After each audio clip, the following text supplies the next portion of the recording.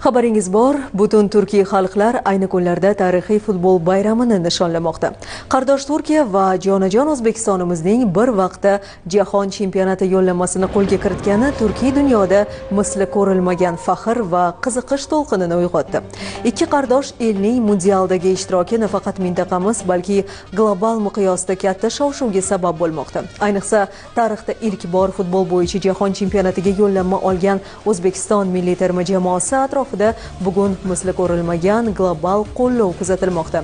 Markaziy Osiyo va turkiy dunyodagi barcha qo'shni qardosh xalqlar futbol atrofida birlashmoqda.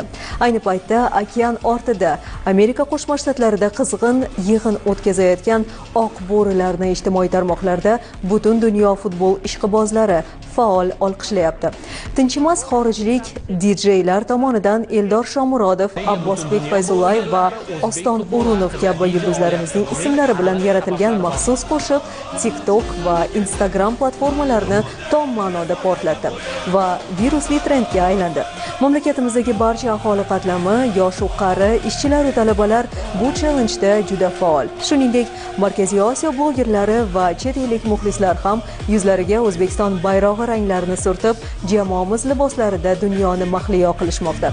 Jahon chempionati bu nafaqat milliy jamoalar o'rtasidagi o'zaro sport raqobati, balki mamlakatning dunyodagi imijini yanada oshirish uchun eng qulay fursat hamdir.